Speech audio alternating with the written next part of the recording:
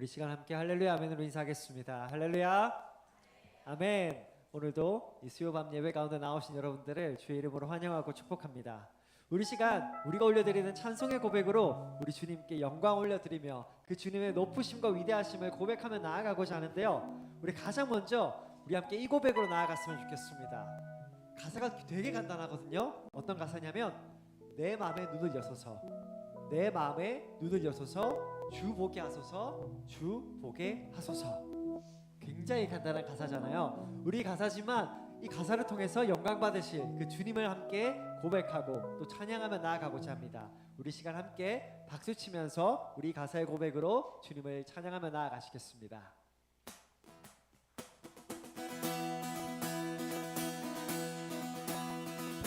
여기 고백해볼까요? 내 맘에 눈을 여소서, 내 맘에 눈을 여소서, 내 맘에 눈을 열어 주 보게 하소서.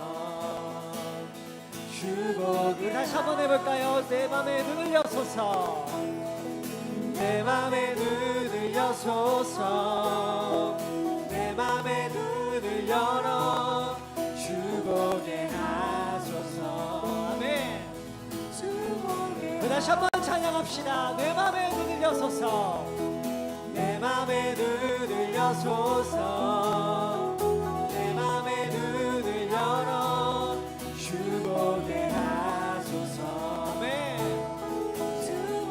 다시 한 번 더. 내 맘에 눈을 여소서, 내 맘에 눈을 여소서, 내 맘에 눈을 열어 주 보게 하소서.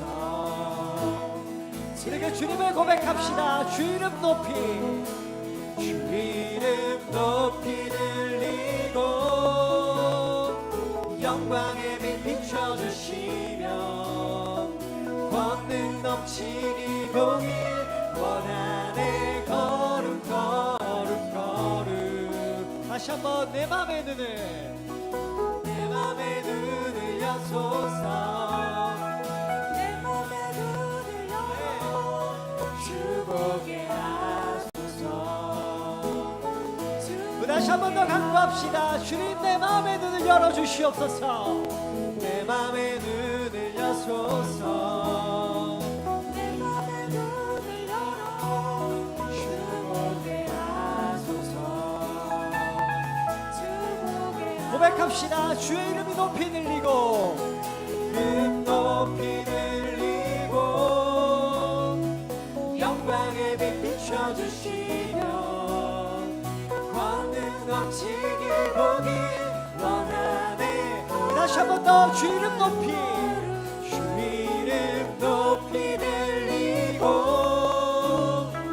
영광의 빛 비춰주시며 권능 넘치길 보길 원하네 거룩 거룩 거룩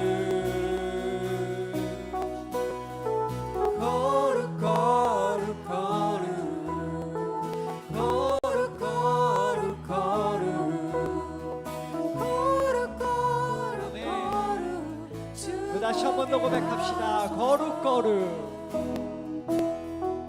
거룩 거룩 거룩 거룩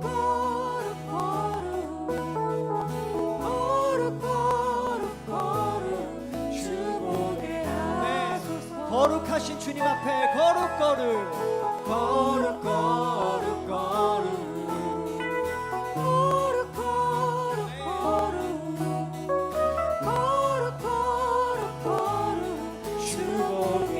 다시 한 번 더. 거룩 거룩 거룩 거룩 거룩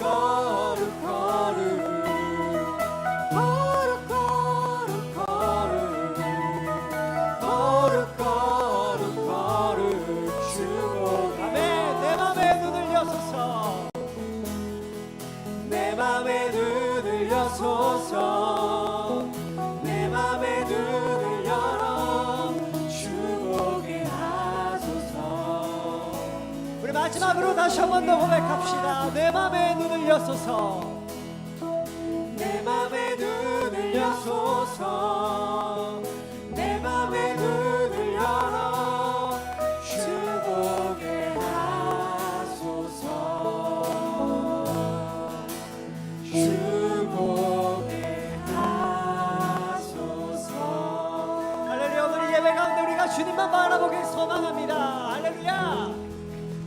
아멘. 우리 계속해서 우리 구주님 함께 박수 치면서 찬양하며 나아가시겠습니다.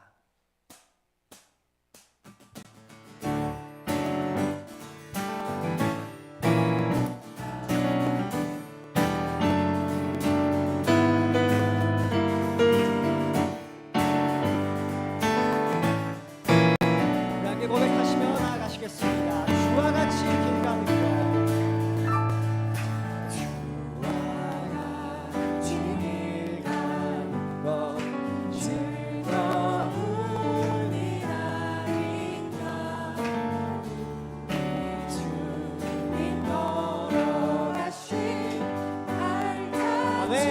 고백을 다시 한 번 더 드립시다. 주와 같이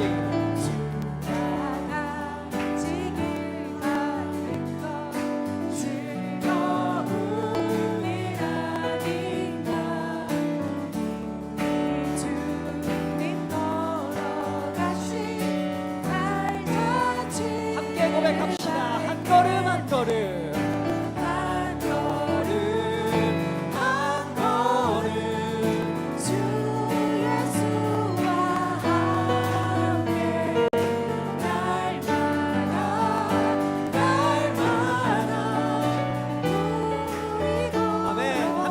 고백합시다. 어린아이 같은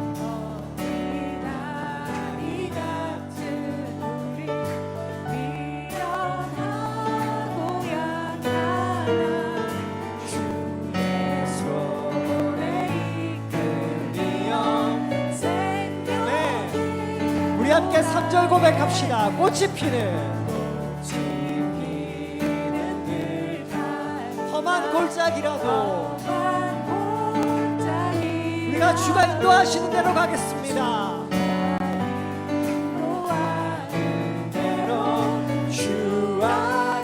아멘. 고백합시다. 한 걸음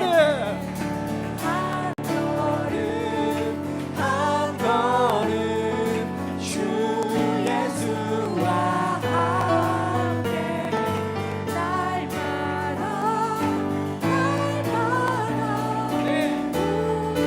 이것이 우리의 고백입니다. 한 걸음 한 걸음 한 걸음 한 걸음 주 예수와 함께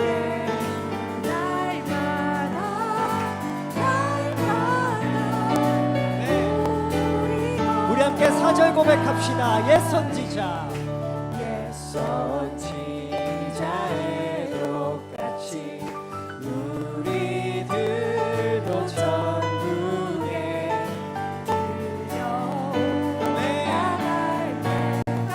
우리가 그날을 꿈꾸며 함께 찬양합시다.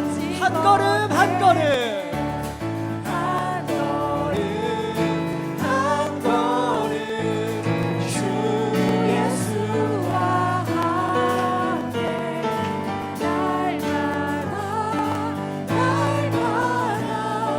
우리 마지막으로 다시 한 번 더 고백합시다. 한 걸음 한 걸음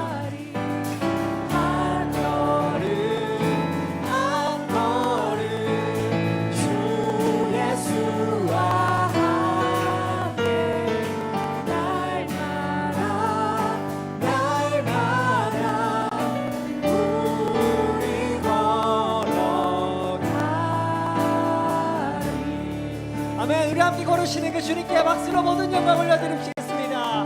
할렐루야. 아멘.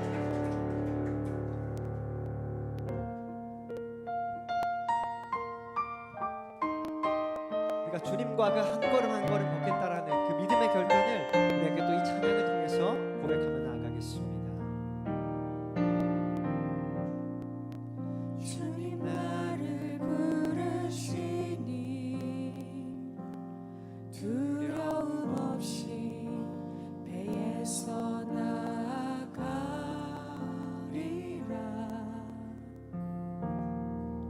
주님 나를 부르시니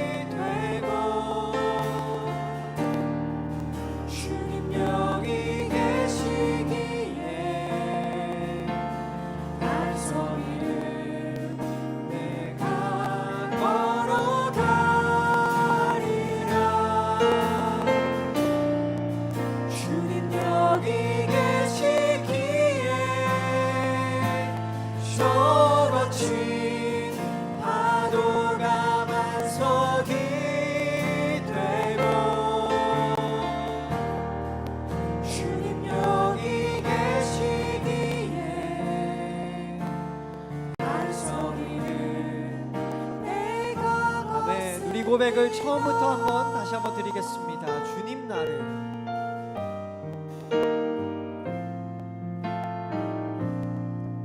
주님 나를 부르시니 두려움 없이 배에서 나가리라.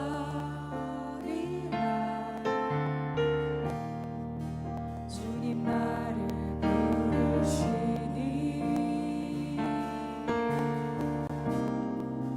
주님 내게 오라시니 우리 주께서 보고 계시기에 주님 보고 계시기에 의심치 않고 바다를 걸어가리라.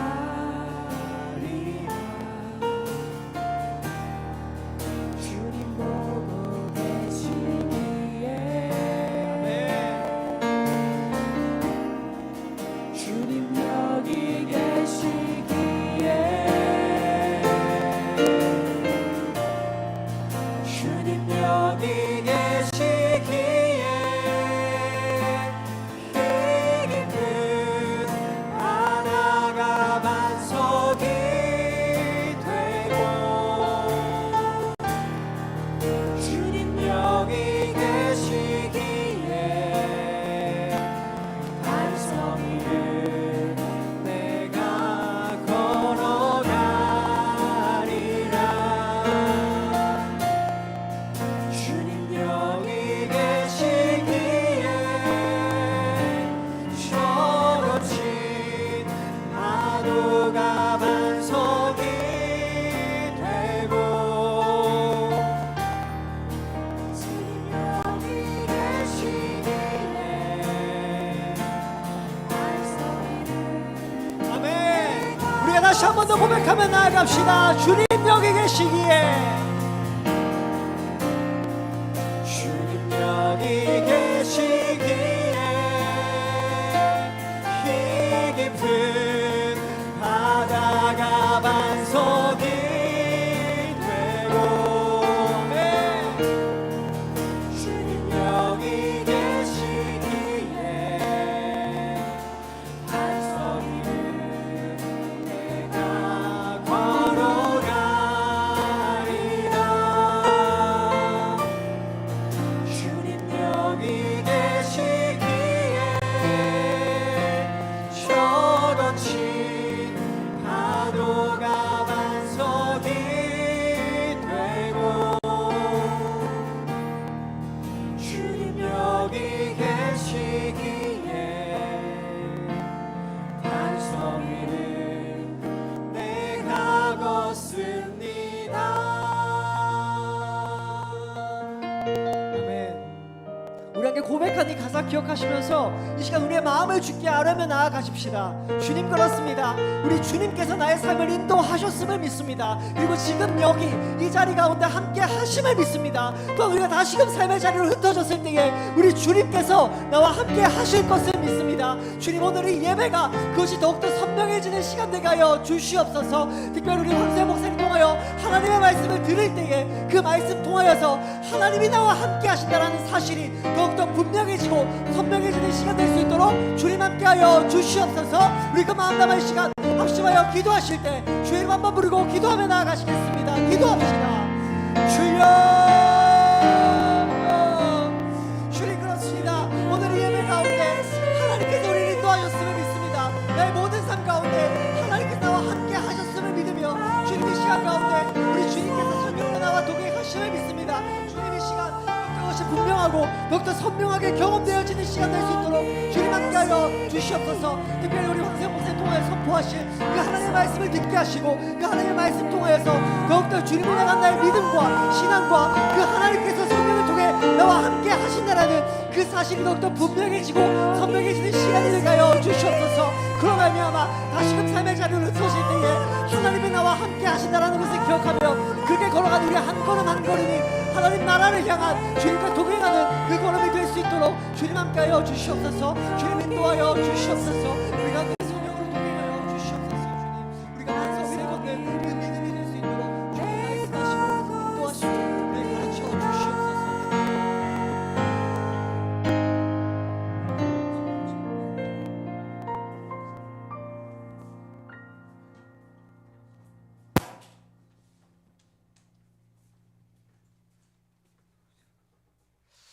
참 좋으신 하나님 아버지, 오늘도 이렇게 저희 사랑하여 주셔서 하루를 주님의 은혜의 장중에 품어주시고 이렇게 하나님의 전에 모여서 하나님을 예배하게 하여 주심에 하나님 감사를 드립니다.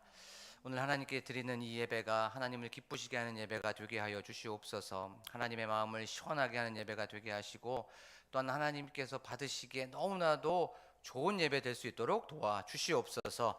영과 진리로 예배합니다. 하나님 아버지께 집중합니다. 말씀하여 주시고 세미한 음성으로 우리를 터치하여 주시옵소서. 하나님 그리하여서 위로받을 자 위로받게 하시고 또한 깨달음과 도전을 받을 자 깨달음을 얻게 하시고 도전을 받게 하여 주시옵소서. 그 하나님을 다 만나고 또한 회복받는 이 시간이 되게 하여 주실 줄로 믿습니다. 감사드리며 예수 그리스도의 이름으로 기도하옵나이다. 아멘. 저희가 나눌 말씀은 마태복음 5장 말씀입니다.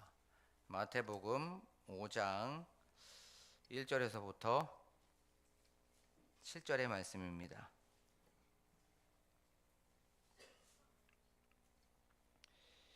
한 절씩 교독하도록 하겠습니다.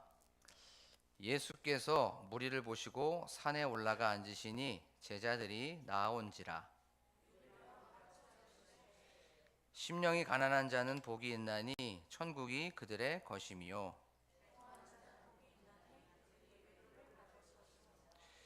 온유한 자는 복이 있나니 그들이 땅을 기업으로 받을 것이미요.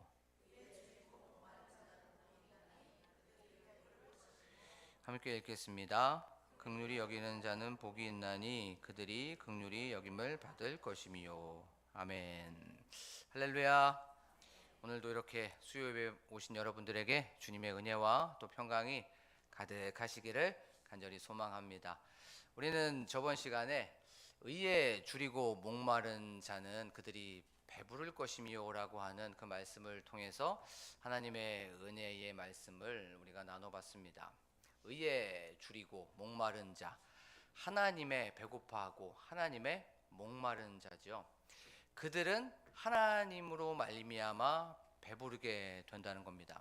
하나님을 갈망하고 하나님을 열망하고 하나님을 끊임없이 이렇게 추구하면 하나님께서 채워주신다는 거예요. 하나님의 가장 좋은 것으로 하나님의 기쁨, 하나님의 평안, 하나님의 자유함, 하나님의 평화, 하나님의 화해, 하나님의 화합, 할렐루야. 이런 것들로 하나님께서는 채워주신다는 겁니다. 우리의 삶 속에서 무엇을 갈망해야 됩니까? 끊임없이 계속해서 항상 하나님을 갈망하고 하나님을 열망하는 저와 여러분들이 되기를 간절히 소망합니다. 오늘은 이 말씀을 통하여서 라이프 스타일이라고 하는 그 제목으로 우리가 말씀을 좀 살펴보도록 하겠습니다. 우리가 세상을 살아가는 삶의 어떤 방식, 어떻게 그리스도인은 어떤 라이프 스타일을 가져야 되는지에 대해서 우리가 말씀을 좀 살펴보도록 하겠습니다. 우리 2023년에 더 글로리라고 하는 그런 드라마가 방영이 되었어요. 여기 보신 분들도 계실 거고 거룩하셔서 안 보신 분들도 계실 건데 저는 한 몇 번 보게 되었어요. 근데 그 더 글로리의 큰 주제가 학폭에 관한 그런 주제였습니다. 학교 폭력에 의해서 학교 다닐 때 거기에서 너무나도 많은 상처를 받은 그 주인공이 이제 성인이 되어서 자기를 괴롭히고 힘들게 했었던 사람들을 한 명씩 찾아갑니다. 찾아가서 그거에 대해서 복수하고 또 그거에 따르는 자기가 받았던 그 아픔을 하나부터 10까지 아니 20개, 30개 오히려 더 아픔을 주는 그 드라마가 바로 더 글로리라고 하는 그런 드라마예요. 사람들은 이 복수와 또 응징하는 것에 대해서 야 이거 사이다다 라고 하면서 그렇게 통쾌해했습니다. 시원해했어요.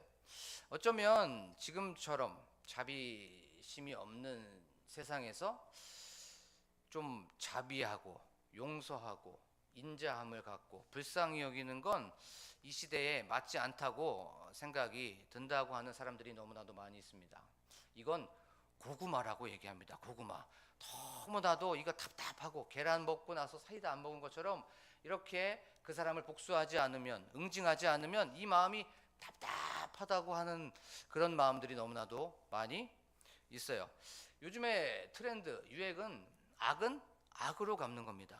악은 더 큰 악, 아니 그 악보다는 조금 덜 악한 그것으로 갚는 것이 유행이고 트렌드라고 사람들은 말합니다. 하지만 우리 그리스도인은 유행 따라 사는 사람들이 아닙니다. 맞죠? 그러면 우리는 무엇을 따라 사는 사람들입니까? 말씀 따라 사는 사람인 줄로 믿습니다. 우리는 유행을 따라 트렌드를 따라서 아니면 세상의 가치관을 따라서 사는 것이 아니라 말씀 따라 말씀대로 말씀에 입각해서 살아가는 사람들이라는 거예요. 오늘 말씀에 보면 긍휼히 여기는 자는 복이 있나니 그들이 긍휼히 여김을 받을 것이미요라고 성경은 말씀하고 있습니다. 이 말씀을 조금 더 원어로적으로 보면 복이 있도다 긍휼히 여기는 자는 그들이 긍휼히 여김을 받을 것이미요라고 성경은 말씀하고 있는 것이에요. 긍휼이라고 하는 이 단어를 사전적으로 한번 살펴보면 어떤 사람을 불쌍히 여겨서 도와줌 아니면 좀 안타까워하면서 돌봐줌이라고 하는 그런 뜻을 가지고 있어요.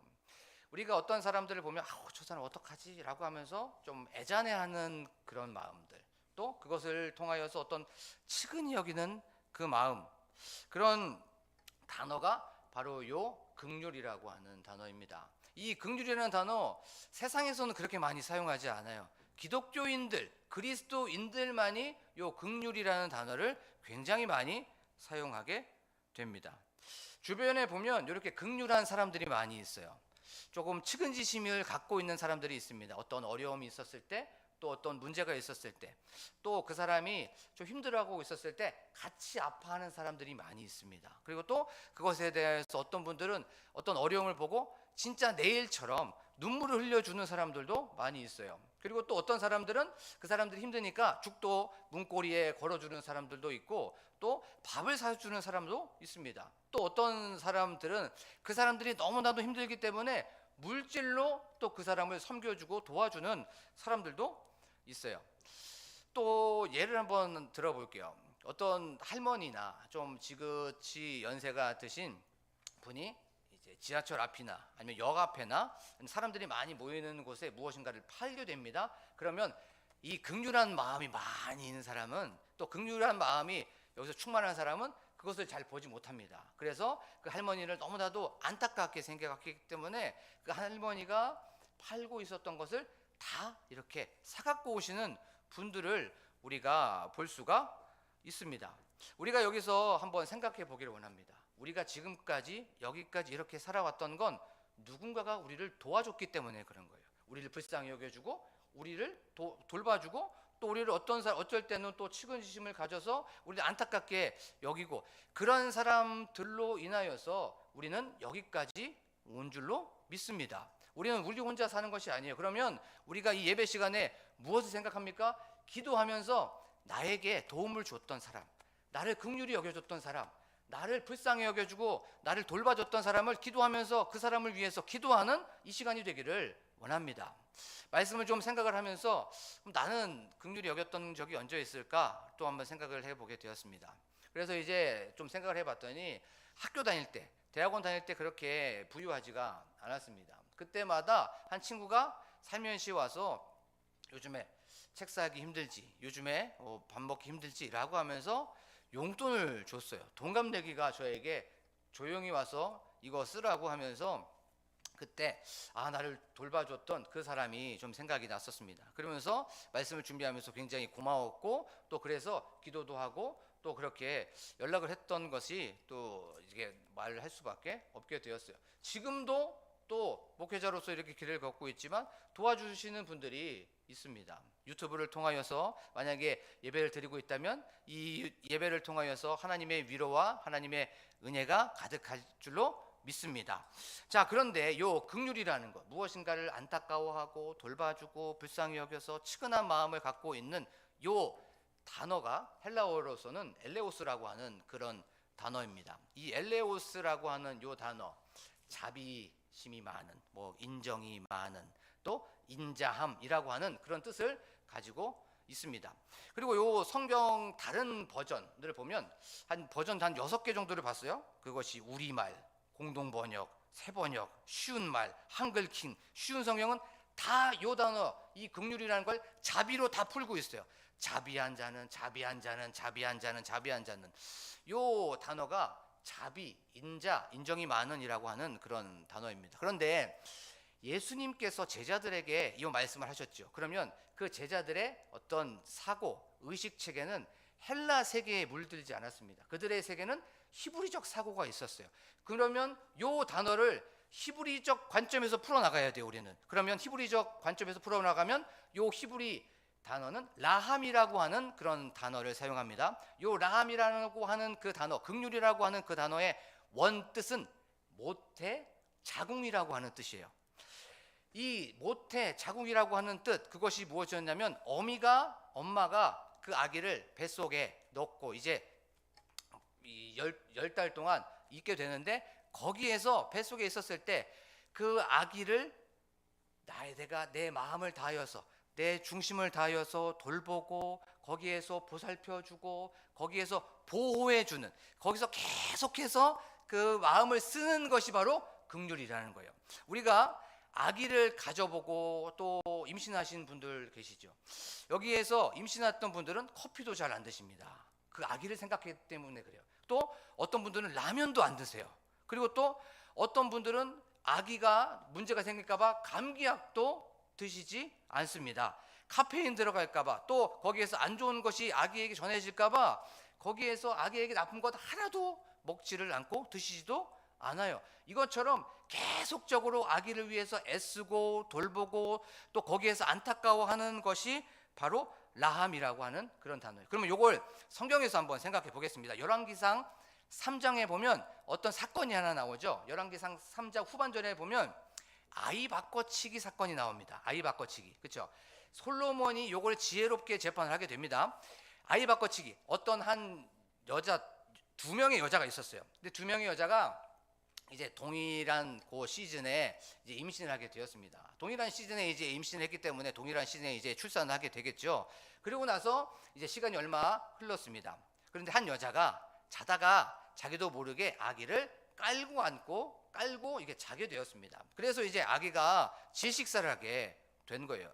이제 그것을 보고 이제 그 여자는 너무나도 충격을 받았습니다. 이거 어떡하지 하다가 같이 출산을 했었던 그 여자가 생각이 났어요. 근데 요거 참 재밌습니다. 요 사건은 물증도 없고 또 목격자도 없습니다. 또 어떤 외적인 증거는 단 하나도 없는 그런 사건이에요. 증인도 없습니다. 자, 요런 상태에서 이제 그 곤히 자고 있었던 아기를 자기가 데리고 옵니다. 그리고 자기가 질식사 시켜놨던 그 아기를 이제 그 여자에게, 그 여자 편에 눕혀놓게 된 거예요. 아침이 되었습니다. 이제 아침에 아기를 젖을 물리려고 하는데 딱 보니까 아기가 죽어 있는 거예요. 근데 곰곰이 보니까 내 아기가 아닌 겁니다. 그래서 이 아기는 내 아기가 아니다 라고 하면서 딱 보니까 살아있는 아기가 내 아이다 라고 하면서 이것이 해결되지 못하니까 어디까지 온 겁니까? 왕에까지 올라가게 된 거예요. 그래서 이제 솔로몬이 이것을 재판을 하게 됩니다. 근데 이 재판이 굉장히 엉터리고 해괴망측한 재판이었어요.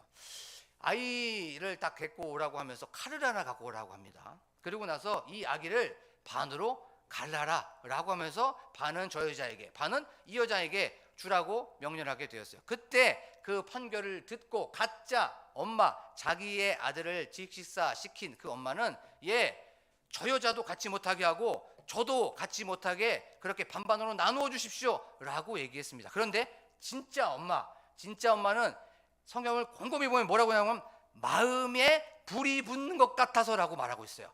마음이 타들어가는 것이에요. 요게 긍휼입니다. 요게 내 아들이었지만, 내 자식이었지만 저 아들이 죽을까봐 나는 저 아들을 돌보는 그 마음을 가지고, 그 긍휼함을 가지고 있었기 때문에 내 아들이었지만 저 여자에게 주시옵소서 라고 얘기하는 것이 저 아기를 갖고 있었던 어미의 마음, 라함, 이게 바로 엄마의 심정이었던 거예요.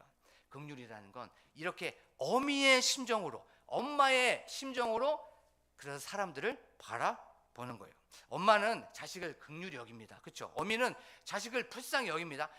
어떤 자식이 잘못을 했어요. 그리고 실수를 합니다. 다른 사람들은 그 아들이 아니면 딸이, 자식이 잘못하면 그 잘못에 대해서 판단하고 그것에 대해서 정죄합니다. 하지만 엄마는 긍휼한 마음이 있는 어미는 그것에 대해서 잘못을 추궁하기보다 얘가 원래 이런 애가 아닌데 상황이 이렇게 됐다고, 원래 얘가 그런 애가 아니라고 하면서 두둔해주고 그것을 감싸 안아버려요. 이게 바로 어미의 긍휼, 라함의 뜻입니다.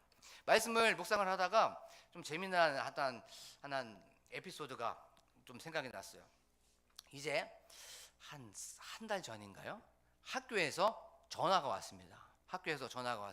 그게 전화가 온 이유가 뭐냐면 아들 한 명이 있는데 학교에서 놀다가 너무나도 장난을 좀 심하게 쳤던 거예요. 그래서 선생님이 너무 장난을 심하게 치니까 이제 어머니한테 전화를 한 거예요.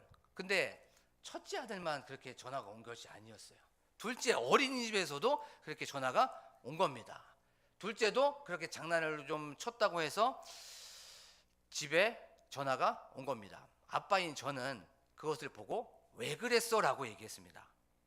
Y에 초점이 맞춰져 있었어요. 이유에 초점이 맞춰져 있습니다. 근데 엄마는 왜 그랬어에 초점이 맞춰져 있지 않고 대상에게 맞춰져 있었어요. 이게 완전히 다른 거예요. 긍휼이라는 건 그때 깨달았습니다. 긍휼은 이유에 초점에 맞춰져 있는 것이 아닙니다. 어떤 Y, 어떤 문제에 초점에 맞춰져 있는 것이 아니라 긍휼은 대상에게 초점에 맞춰져 있는 거예요. 엄마는 그것에 대해서 왜 잘못했어? 뭐가 그랬어? 그것이 아니라 사람, 그 대상, 아들에게 초점이 맞춰져 있더라고요. 그게 엄마와 아버지의 차이입니다. 이유를 물어보고 잘못을 물어보고 그것을 추궁하는 것은 아버지인데 그것을 감싸 안고 긍휼히 여기고 불쌍히 여기는 것이 바로 엄마의 긍휼이라는 거예요. 그것을 바로 예수님께서 라함이라고 하는 그 단어를 사용하면서 말씀해주고 있는 거예요. 그런데 예수님이 말씀하고 있었던 그 당시에 요 어미의 심정이 없었던 거예요. 엄마의 자비함, 엄마의 인자함, 엄마의 긍휼함이 없었던 거예요. 로마 시대에 그 긍휼함, 자비함이 없었습니다. 자, 로마 한번 생각해 보십시오. 힘의 논리로 살아가는, 힘의 논리로 지배하는 그런 세상, 그런 나라였습니다. 힘으로 굴복하고 힘으로써 모든 것들을 무참히 밟아버리는, 인자함도 없고 긍휼함도 없고 불쌍함도 없는 그런 나라가 로마였어요. 그리고 나서 굴복시키고 나서는 나는 관대하다, 나는 인자하다 라고 하는 나라가 로마였습니다. 긍휼이라는 일도 없는 그 나라. 그리고 그들의 시스템, 그들의 법칙에는 눈으로 잘못했던 건 그대로 눈으로 갚아야 주는 것이 공정함이었습니다. 그리고 그들 한번 생각해 보십시오. 콜로세움에서 3일 동안 사자를 굶겨 놓습니다. 그리고 나서 사람에게 동물의 피를 발라놔요. 그리고 나서 노예와 사자, 3일 동안 그렇게 굶어 있었던 그 사자와 인간을 싸우게 만듭니다. 인자함도 없고 자비함도 없는 그 시대 사람들이 로마 사람들이었어요. 그러면 유대 사람들은 어땠습니까? 유대 사람들, 구제하는 사람들이 있었습니다. 근데 그것을 통하여서 나는 이런 사람이다 라고 하면서 사람들에게 떠보려고, 또 나는 이런 사람들이다 라고 하면서 과시했습니다. 그런 것을 통하여서 그들에게는 자비도 없었고 인자함도 없었어요. 예를 한번 들어볼까요? 요한복음 8장에 보면 현장에서 가늠하다가 잡혀온 여인이 사람들한테 잡혀옵니다. 그렇죠? 그럼 이거 좀 말씀이 좀 이상하지 않습니까? 현장에서 가늠하다가 잡혀왔으면 가늠을 혼자 합니까? 둘이 하는 거예요. 그렇죠? 현장에서 잡혀온 여인, 남자는 쏙 빠지고요, 여자만 지금 얘기하고 있는 거예요. 이미 인자와 자비는 사라져버린 그 상황입니다. 그렇죠? 여자만 와서 그 상태에서 이제 사람들이 율법을 어겼다고 해서 돌을 들고 치려고 했습니다. 남자나 여자나 어린아이나 할머니나 할아버지나 이 성인들이 다 돌을 들고 있었던 거예요. 그들에게는 인자함도 없고 사랑도 없고 자비도 없고 생명에 대한 존중도 없고 생명에 대한 가치도 없는 그런 상황이었어요. 그때 예수님께서 어떻게 하십니까? 땅에다가 뭘 쓰고 계셨어요. 근데 이거 다 우리가 아는 해석입니다. 2세기 때 교부이자 신학자였던 오리겐은 이것을 이렇게 해석합니다. 예수님께서 무엇을 쓰셨냐라고 했더니 빌립 10월 30일 날 거짓말, 베드로 10월 29일 날 도둑질, 안드레 10월 28일 날 음란함, 그리고 나서 예수님께서 말씀하십니다. 죄 없는 자가 돌을 들고 치라라고 말씀하여 주셨습니다. 그리고 나서 또 예수님께서는 또 바닥에다가 글을 쓰십니다. 황세현 10월 30일 날 탐욕, 또 여기 은혜 없죠? 은혜 10월 30일 날 거짓말, 철수 10월 30일 날 또 탐욕, 이런 거를 이게 예수님께서 쓰신 거예요. 그랬더니 사람들이 어떻게 됩니까? 하나씩 돌을 놔두고 돌아가게 되었습니다. 그리고 나서 예수님께서 그 여자와 독대를 하게 된 거예요. 그리고 나서 이렇게 말씀하십니다. 나도 너를 정죄하지 않는다. 다시는 죄를 짓지 말라라고 말씀하여 주셨어요. 이게 긍휼입니다. 이게 예수님께서 말씀하신 그 헬라어로는 엘레오스, 또 히브리어는 라함이라고 하는 그 어미의 심정으로 나는 너를 정죄하지 않는다. 다시는 똑같은 죄를 짓지 말라라고 하면서 긍휼의 모습을 보여주신 거예요. 여기에서 말씀을 묵상을 하다가 이 긍휼이라는 게 크게 세 가지로 구분할 수 있겠구나라고 생각이 들었어요. 첫 번째는 긍휼은 정죄하지 않는 거예요. 사람들을 비난하지 않는 겁니다. 어미의 마음으로서, 자 한번 생각해 보시죠. 어미는 남편은 욕할 수가 있어요. 할렐루야. 남편은 욕해요. 솔직히 말해서 남편은 안 좋다고 밖에 나가서 흉도 봅니다. 근데 자식 흉 보는 사람 있습니까? 자식 잘못됐다고 거기에서 흉을 보거나 자식은 죽어야 돼, 자식은 없어져야 돼, 막 이렇게 하지 않습니다. 자식은 무조건 품어주는 거예요. 자식은 무조건 안아줍니다. 자식 잘못이 아니라 상황이 잘못이고 그 환경이 잘못이고 걔의 친구들이 잘못이에요. 자식은 잘못이 하나도 없습니다. 정죄하지 않습니다. 긍휼이라는 건 비난하지 않는 거예요. 그런데 지금 우리의 삶을 한번 생각해 보면 허물이 보이면 그 허물을 그렇게 비난합니다. 그 허물이 보이면 관찰하고 분석합니다. 그 허물이 보면 우리는 모두 다 검사하고 우리는 모두 다 판사예요.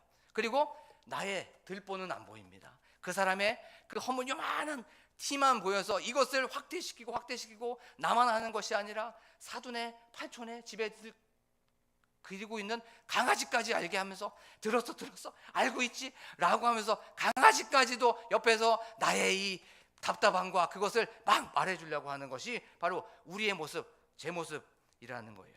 그래서 그 사람의 어떤 허물을 들춰내서 그 사람을 깎아내리고 또 그 사람을 깎아내리고 나서 그것에 대해서 나의 시간과 나의 에너지와 나의 모든 것들을 다 허비해버리는 그 사람들이 바로 제 모습, 그리고 우리들의 모습이 아닌지 한번 생각해 보기를 원합니다. 말씀을 준비를 하면서 굉장히 마음에 찔림이 많이 있었어요.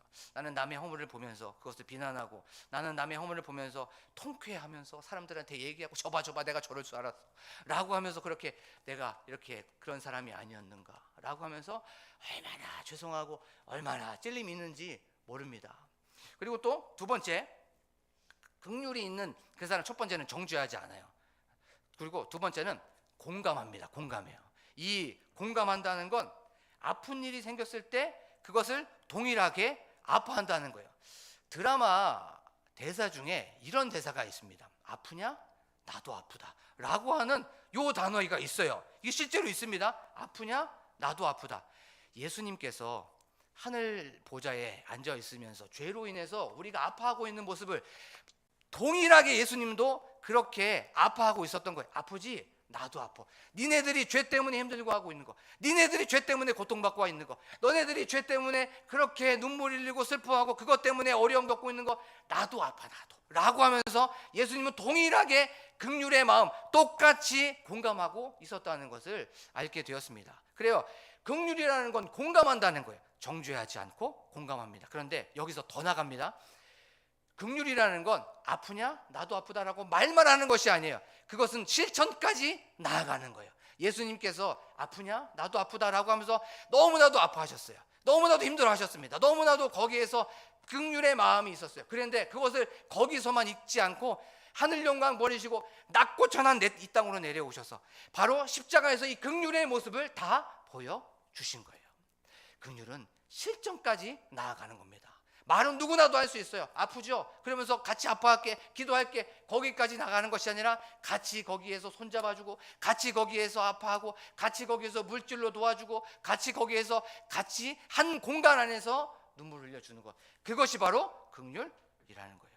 사랑하는 광복교회 성도 여러분, 우리가 다시 한번 나는 얼마나 긍휼한 사람인가를 한번 점검해보고 자신에게 질문해봤으면 좋겠습니다. 그러면 어떻게 하면 우리가 긍휼한 사람이 될 수 있고 긍휼을 베풀 수 있을까 한번 생각해 보기를 원합니다. 그런데 반드시 기억해야 될 건 긍휼은 하나님의 속성이라는 거예요. 이 긍휼은 인간의 속성이 아닙니다. 긍휼은 내가 몇 번 뭐 안타까워할 수 있겠죠. 내가 몇 번 불쌍히 여겨줄 수 있습니다. 내가 몇 번 도와줄 수 있어요. 하지만 이 긍휼은 하나님의 성품입니다. 그러면 하나님의 성품은 내 힘으로 지키는 것이 아니라 하나님의 능력으로, 하나님의 힘으로, 하나님의 권세로 지키는 겁니다. 그러면 이것을 어떻게 집니까? 성령 하나님, 저는 긍휼하지 못합니다. 성령 하나님, 저는 늘 비난할 수밖에 없고, 성령 하나님, 저는 늘 허물을 보고 그것을 판단할 수밖에 없고, 검사가 되고 판사가 될 수밖에 없습니다. 성령 하나님, 하나님의 긍휼을 저에게 주십시오. 하나님의 긍휼로 제가 사람들을 볼 수 있도록 도와주시옵소서라고 그렇게 성령님을 의지하면서 나아가는 이 시간이 되고 또 제가 되고 여러분들이 되기를 간절히 축복합니다. 그리고 두 번째는 어떻게 하면 긍휼을 할 수 있을까요? 긍휼한 사람이 될 수 있을까요? 그것은 바로 내가 어떤 은혜를 받았는지를 생각해 보는 거예요. 내가 어떠한 용서함을 받았는지, 내가 어떠한 긍휼한 은혜를 받았는지를 생각해 보면 우리는 긍휼할 수 있어요. 마태복음 18장에 보면 1만 달란트 빚진 자의 비유가 나옵니다. 1만 달란트의 빚진 자, 지금으로 환산해 보면 이 값어치가 어마어마합니다. 작게는 6조, 많게는 9조입니다. 9조. 요 1만 달란트가. 다시 한번 말씀드릴게요. 작게는 6조, 많게는 9조까지 나와요.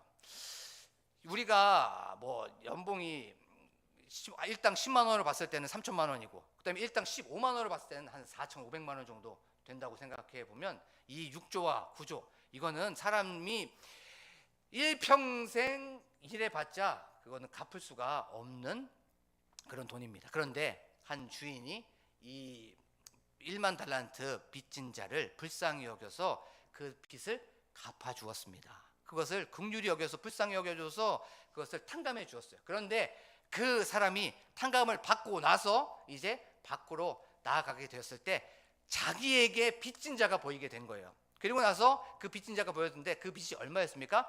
100데나리온이었어요. 100데나리온. 1,000만 원? 한 1,500만 원 정도 되는 그 돈이었습니다. 그런데 자기가 은혜 받았던 건 싹 잊어버렸습니다. 그것은 이제 잊혀지게 된 거예요. 그리고 자기가 받을 그 금액만 보고 있었던 겁니다. 그리고 나서 그 사람을 계속 추궁합니다. 왜 안 갚았어? 왜 안 갚았어? 라고 하면서 계속 추궁하면서 결국엔 어떻게 됩니까? 감옥에까지 그 사람을 넣게 된다는 것을 우리가 말씀을 통해서 알 수가 있습니다. 그러면서 마지막에 주인이 이렇게 얘기합니다. 내가 너를 불쌍히 여김같이 내 동료를 불쌍히 여김이 마땅하지 아니하냐라고 분명히 말씀하여 주셨습니다. 내가 너를 얼마나 불쌍하게 여겼는데, 야, 내가 1만 달란트를 그렇게 탕감해 줬으면 너 그거 100데나리온 그거 탕감해 줄 수 있지 않니? 라고 하면서 왜 너 그 은혜를 잊어버렸니? 너 왜 긍휼함을 잊어버렸니? 라고 하면서 그렇게 심판받았다는 것을 우리는 말씀을 통해서 알 수가 있습니다. 우리가 긍휼함을 받을 수 있는 건 내가 받은 은혜, 내가 어떠한 은혜를 받았는지, 내가 어떠한 용서함을 받았는지 그것을 기억하는 거예요. 디도서 3장 5절에 보면 이렇게 말씀하고 있습니다. 우리를 구원하시되 우리가 행한 바 의로운 행위로 말미암지 아니하고 오직 그의 긍휼하심을 따라 중생의 씻음과 성령의 새롭게 하심으로 하셨나니라고 성경은 말씀하고 있어요. 우리의 어떠함이 아니라, 우리의 어떤 잘남이 아니라, 우리가 뭔가를 해서 공로나 어떤 행함으로 우리가 긍휼함을 받은 것이 아니라 하나님의 긍휼하심을 따라 그렇게 했다는 거예요. 하나님의 불쌍하심을 따라서, 우리의 용서하심을 따라서 우리를 구원하셨다는 겁니다. 또 로마서 9장 16절에 보면 그런즉 원하는 자도 말미암음도 아니요 다른 박질하는 자로 말미암음도 아니요 오직 긍휼히 여기시는 하나님으로 말미암음이니라라고 성경은 말씀하고 있어요. 우리의 구원이 우리의 어떠함도 아니고 어떤 다른 박질도 아니고 어떤 그가 무엇인가를 원해서 그렇게 하는 것이 아니라 오직 하나님의 긍휼하심으로 말미암아, 하나님의 불쌍하심으로 말미암아, 하나님의 용서하심으로 말미암아 우리를 구원해 주셨다는 거예요. 우리가 어떠한 은혜를 받았는지, 먼지만도 못하고 벌레만도 못하고 죽을 수밖에 없고 너무나도 부족하고 연약하고 우리가 걸리지 않아서 그렇지, 우리가 사람들한테 보여지지 않아서 그렇지, 온통 죄투성인 우리들에게 긍휼하심으로 말미암아, 온통 불쌍하심으로 말미암아, 우리를 안타까워하심으로 말미암아, 우리를 측은히 여기심으로 말미암아 우리는 구원받았다는 이것을 알게 되었을 때에, 이것을 우리가 고백하게 되었을 때에 우리는 다른 사람을 긍휼하게 여길 수가 있다는 거예요. 사랑하는 광복교회 성도 여러분, 우리의 라이프 스타일이 그럼 어떻게 됩니까? 우리의 라이프 스타일, 삶의 방식이, 세상 사람들은 인자도 없고 자비도 없고 너무나도 강팍하고 완악한 이런 상황 속에서 우리의 삶의 생활 패턴, 라이프 스타일은 바로 긍휼하심을 따라서 우리가 어떠한 은혜를 받았는지를 늘 기억하고 정죄하지 않고 그것에 대해서 공감하고 그것에 대해서 실천하면서 나아가는 저와 여러분들이 되기를 간절히 소망합니다. 근데 이거 우리의 힘으로 안 되죠. 성령 하나님 도와주시옵소서. 나는 긍휼할 수 없습니다. 나는 용서할 수밖에 없습니다. 비난하고 정죄하고 손가락질하고 늘 판결할 수밖에 없는 저에게 긍휼하심을 허락하여 주시옵소서. 용서하심을 허락하여 주시옵소서. 하나님, 하나님의 도우심이 필요합니다. 성령님의 도우심이 필요합니다 라고 고백하면서 나아가는 제가 되고 또 우리가 되는 이 시간이 되기를 간절히 축복합니다. 지금 이 시간 기도하면서 찬양하면서 나아가기를 원합니다.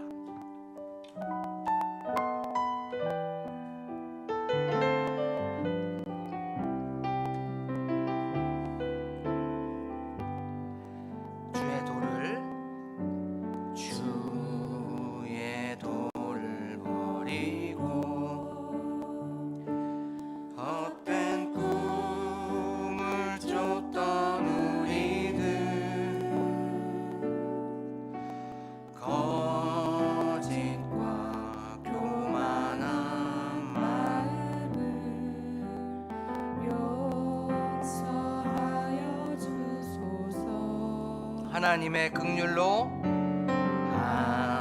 하나님의 긍휼로 부끄러운 우리 삶을 덮어주소서. 우리의 소망, 우리의 구원 주께 간구합니다.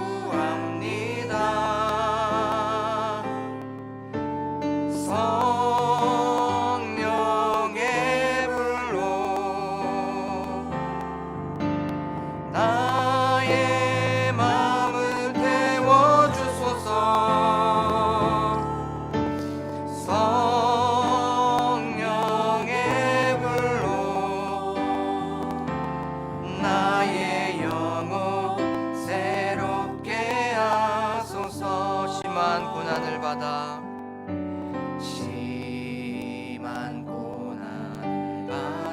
살소망까지 끊어지고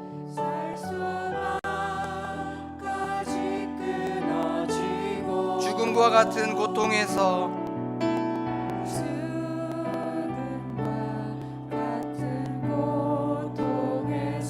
주를 보게 하셨습니다.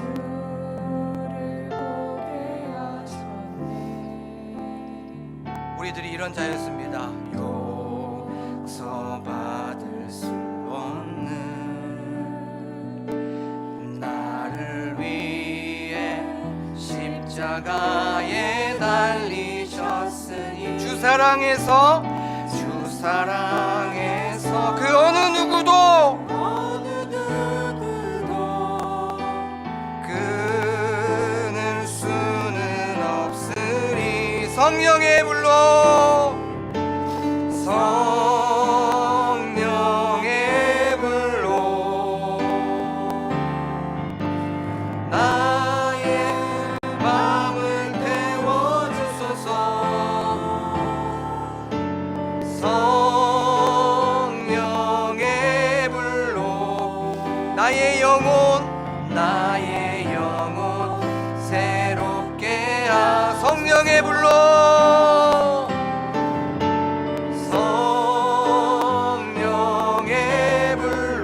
나의 마음을 태워주소서. 나의 마음을 태워주소서. 성령의 불로 나의 영혼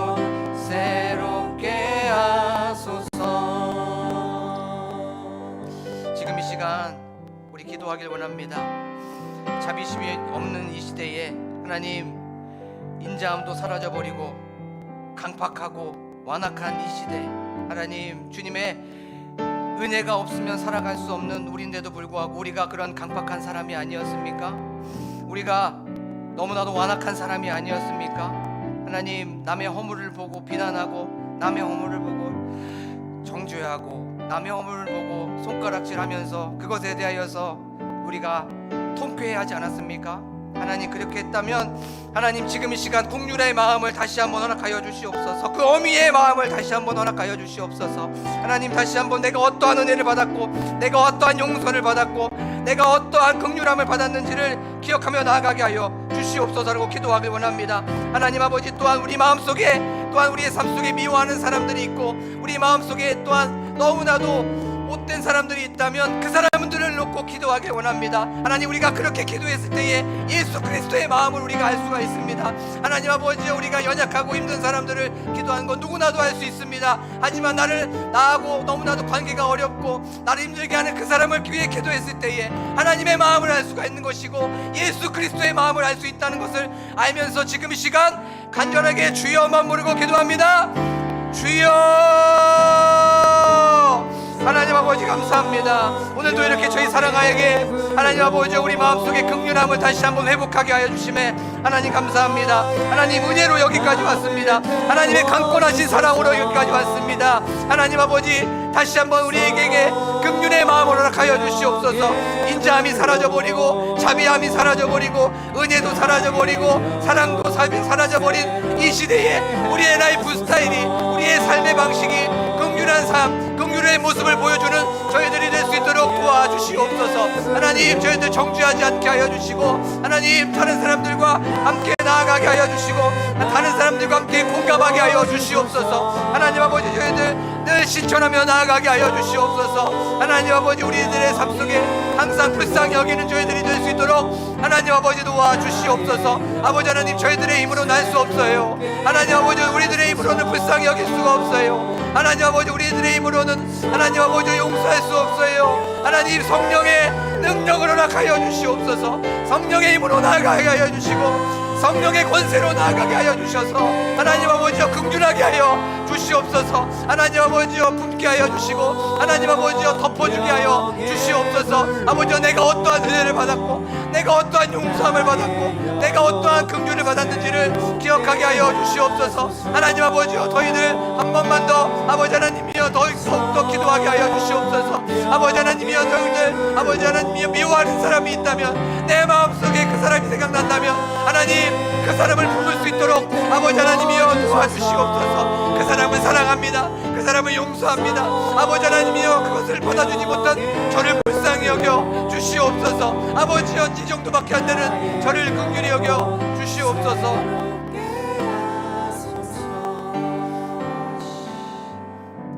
고마우신 하나님, 저희들 말씀을 통하여서 다시 한번 긍휼의 사람으로 회복시켜 주심에 하나님 감사를 드립니다. 아버지 하나님, 나의 힘으로 할 수 없다는 것 하나님 아시지요. 성령 하나님께서 우리의 마음을 붙들어 주시옵소서. 성령 하나님께서 강권적으로 역사하여 주시옵소서. 하나님, 그리하여서 비난하고 정죄하고 그 사람들을 손가락질하기보다 하나님 아버지여 침묵하고 덮어주고 내가 받은 은혜를 먼저 생각하는 저희들이 될 수 있도록 아버지여, 내가 받은 긍휼, 내가 받은 용서를 아버지여 먼저 생각하면서 그 사람을 받아주는 저희들이 될 수 있도록 도와주시옵소서. 하나님, 저희들이 이제 세상으로 흩어지게 됩니다. 아버지 하나님이여, 우리들의 삶의 방식, 라이프 스타일이 항상 용서하고 긍휼히 여기는 그런 모습들로 살아갈 수 있도록 도와주시옵소서.